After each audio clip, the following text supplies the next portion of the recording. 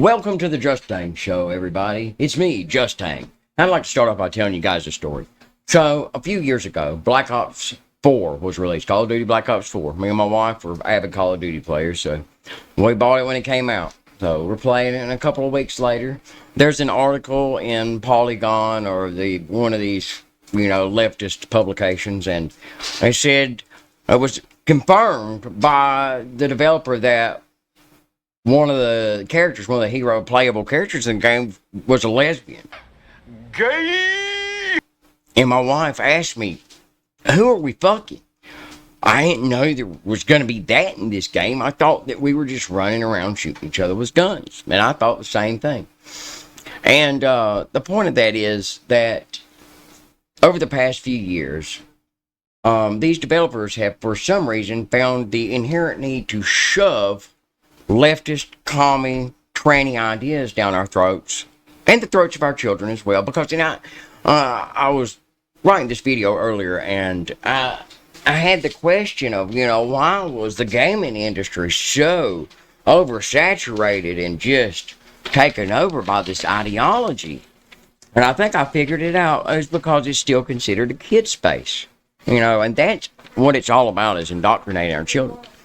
And, I think that I was happy the other day to see all of this come to the head with the Bethesda rally/protest, where all of the trannies and troons and weirdos were protesting losing their cushy job.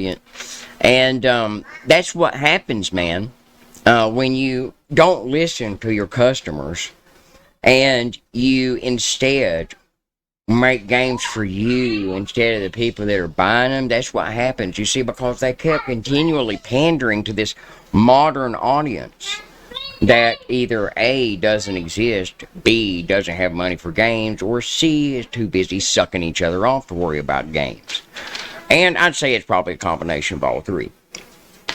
But here we are, billions and billions and billions of dollars lost later, with epic failures like Concord and Dragon Age, Bellegarde, which, destroyed a fantastic IP, same with, and look at what obviously Bungie is in the same situation, and look at what these trannies and weirdos have done. They stole artwork for Marathon, remember?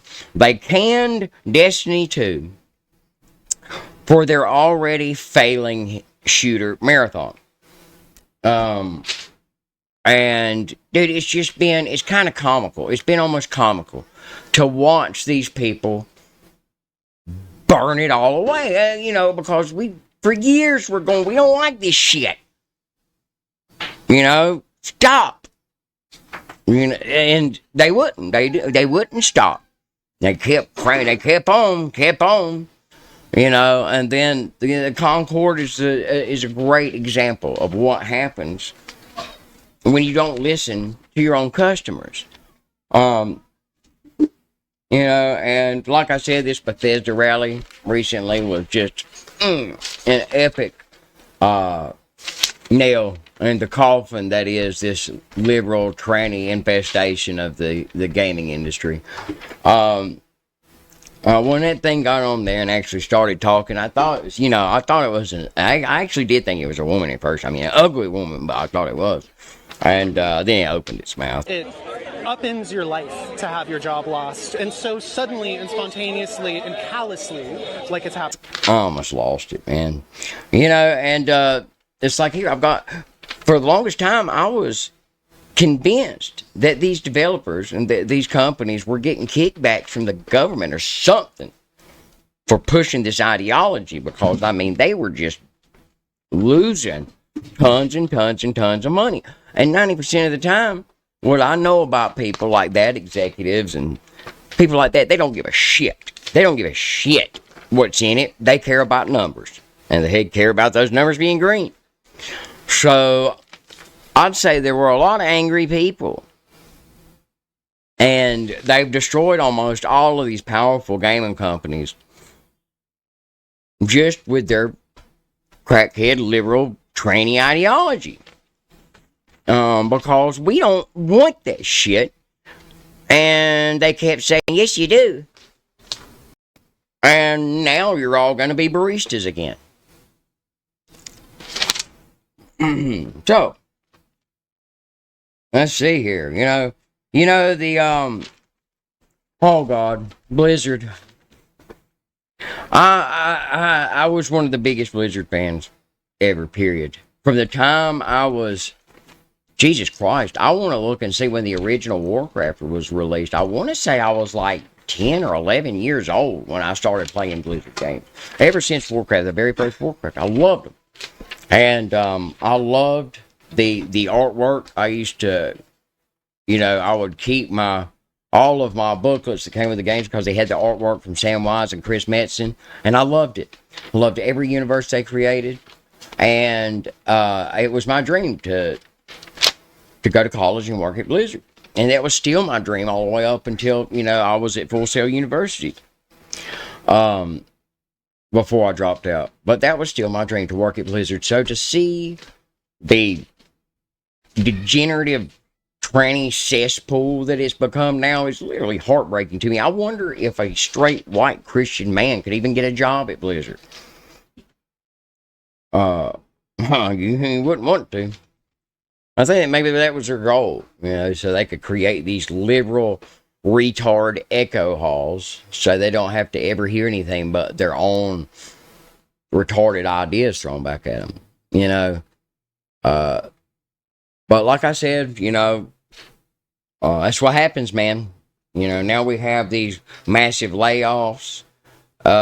These studios are going under, and for good reason. Serves you right. Should have listened. And listen to this, y'all. Blizzard, oh, Jesus Christ. Recently, the executive creative director said that she regrets the title had war in the name.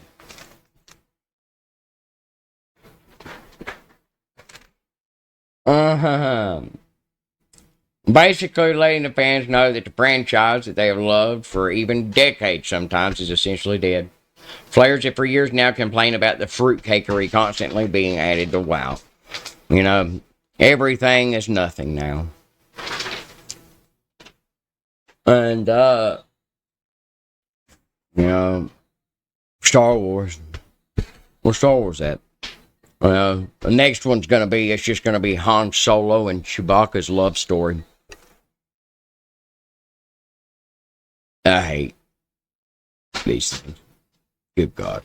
Alright. Well, now we get to see the rebirth of the gaming industry, mostly in the hands of independent developers. Look at titles like Witchfire.